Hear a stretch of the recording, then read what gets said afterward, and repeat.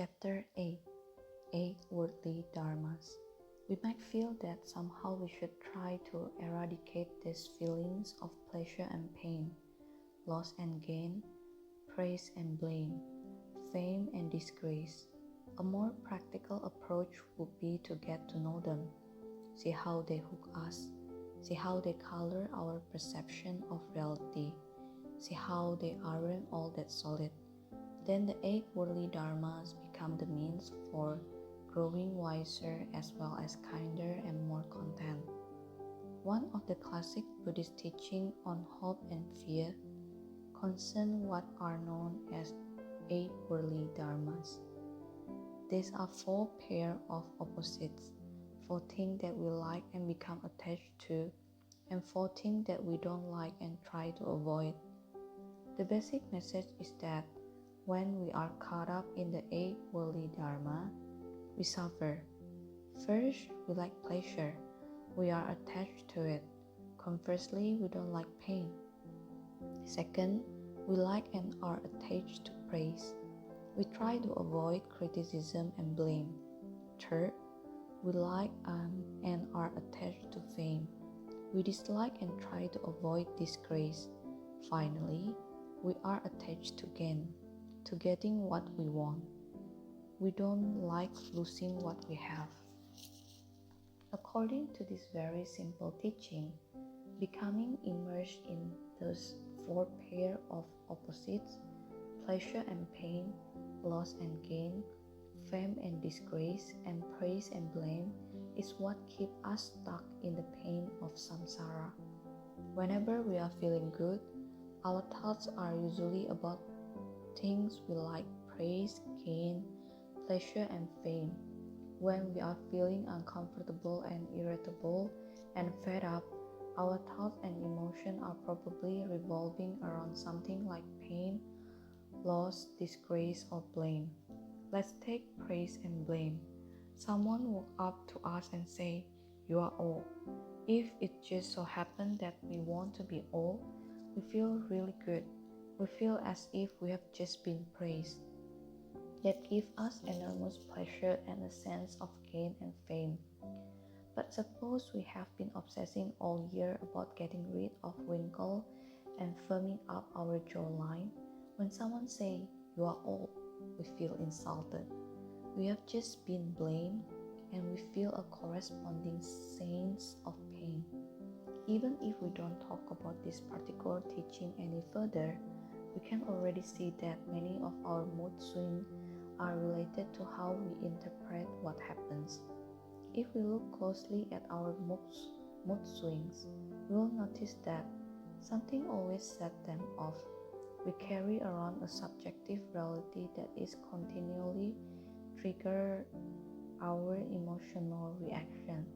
Someone say, "You are old," and we enter into a particular state of mind, either happy or sad, delighted or angry.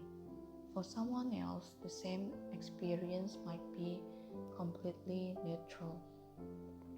Words are spoken, letters are received, phone calls are made, food is eaten, things appear or don't appear. We wake up in the morning, we open our eyes, and events happen all day long until we go to sleep. A lot is happening in our sleep too. All night long we encounter the people and events of our dreams. How do we react to what occurs? Are we attached to certain kind of experience? Do we reject or avoid others?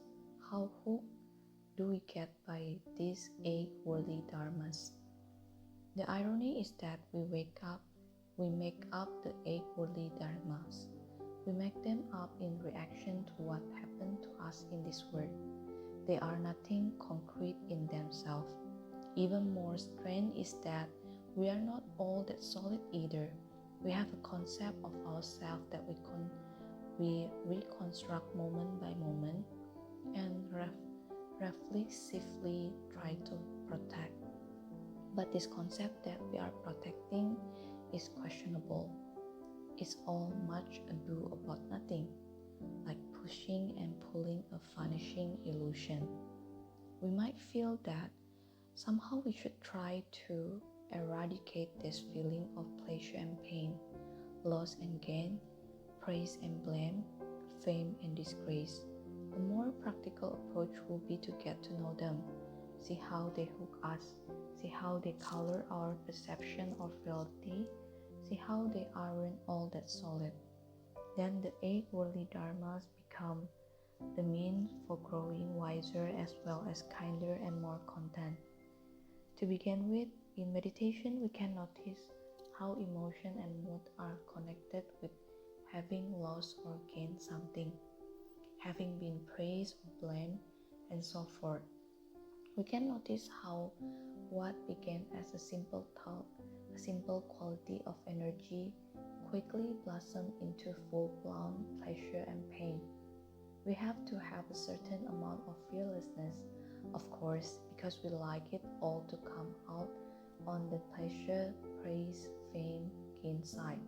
We like to ensure that everything will come out in our favor, but when we really look, we are going to see what we have no control over, what occurs at all.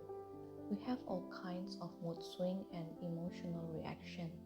They just come and go endlessly. Sometimes we are going to find ourselves completely caught up in a drama. We are going to be just as angry as if someone had just walked into the room and slapped us in the face. Then it might occur to us, wait a minute, what's going on here? We look into it and are able to see that out of nowhere, we feel that we have lost something or being insulted. Where this thought came from, we don't know, but here we are, hooked again by the 8 worldly dharmas. Right then, we can feel that energy, do our best to let the thoughts dissolve, and give ourselves a break. Beyond all that fuss and bother is a big sky. Right there in the middle of the tempest, we can drop it and relax. Or we might be completely caught up in a delightful, pleasurable fantasy. We look into it and see that out of nowhere, we feel we have gained something, won something, being praised for something. What popped up is out of our control, totally unpredictable, like the image in a dream. But up it comes and we are hooked again by the 8 worldly dharmas. The human race is so predictable. A tiny thought arises, then escalated, and before we know what hit us, we are caught up in hope and fear.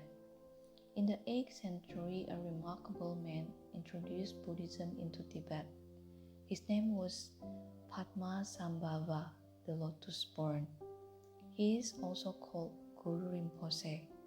The legend is that he simply appeared one morning sitting on a lotus in the middle of a lake. It is said that this unusual child was born completely awake, knowing from the very first moment that the phenomena, both outer and inner, have no reality at all. What he didn't know was how everyday things function in this world. He was a very inquisitive boy. He found out on the first day that because of his radiance and beauty, everyone was attracted to him. He saw too that when he was joyful and playful, people were happy and showered him with praise. The king of this country was so taken with the child that he took Guru Rinpoche to live in the palace and treated him like a son. Then one day the boy went up to play on the flat roof of the palace, taking with him the king's ritual instrument, a bell and a metal scepter called a vajra. Completely delighted, he danced around on the rooftop, ringing the bell and spinning the vajra. Then with great curiosity, he tossed them into space. They fell to the street below, landing on the head of 2 passersby and killing them instantly. The people of the country were so outraged that they demanded the king exile Guru Rinpoche. That very day, without any baggage of food, he was sent off into the wilderness alone. This inquisitive child had learned a powerful lesson about the working of the world. The story goes that this brief but vivid encounter with praise and blame was all he needed to figure out the everyday operation of samsara. From then on, he abandoned hope and fear and worked joyfully to awaken others. We can also use our life this way. We can explore this familiar pair of opposites in everything we do. Instead of automatically falling into habitual patterns, we can begin to notice how we react when someone praises us. When someone blames us, how do we react? When we have lost something, how do we react? When we feel we have gained something, how do we react? When we feel pleasure or pain, is it as simple as that? Do we just feel pleasure or pain? Or is there a whole libretto that goes along with it? When we become inquisitive about those things, look into them, see who we are and what we do. With the curiosity of a young child, what might seem like a problem becomes a source of wisdom. Oddly enough, this curiosity began to undercut what we call ego pain or self-centeredness, and we see more clearly. Usually we are just swept along by the pleasant or painful feeling. We are swept away by them in both directions. We spin off in our habitual style, and we don't even notice what's happening. Before we know it, we have composed a novel on why someone is so wrong, or why we are so right, or why we must get such and such. When we begin to understand the whole process, it began to lighten up considerably. We are like children building a sand castle. We embellish it with beautiful shell, bits of driftwood, and pieces of colored glass. The castle is ours, off limit to others. We are willing to attack if others threaten to hurt it. Yet despite all of our attachment, we know that the tide will inevitably come in and sweep the sand castle away. The trick is to enjoy it fully but without clinging, and when the time comes, let it dissolve back into the sea. This letting things go is sometimes called non-attachment, but not with the cold, remote quality often associated with that word. This non-attachment has more kindness and more intimacy than that. It's actually a desire to know, like the question of a 3-year-old. We want to know our pain so we can stop endlessly running. We want to know our pleasure so we can stop endlessly grasping. Then somehow our question gets bigger and our inquisitiveness more fast. We want to know about loss so we might understand other people when their lives are falling apart. We want to know about gain so we might understand other people when they are delighted or when they get arrogant and puff up and carry away. When we become more insightful and compassionate about how we ourselves get hooked, we spontaneously feel more tenderness for the human race. Knowing our own confusion, we are more willing and able to get our hand dirty and try to alleviate the confusion of others. If we don't look into hope and fear, seeing a thought arise, seeing the chain reaction that follow, if we don't train in sitting with that energy without getting snared by the Dharma, then we are already going to be afraid.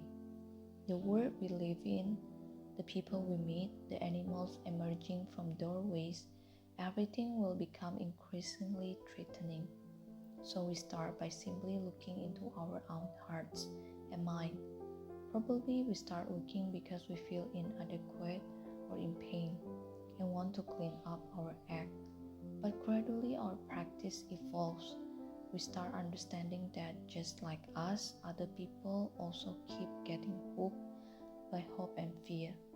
Everywhere we go, we see the misery that comes from buying into the 8 worldly dharmas.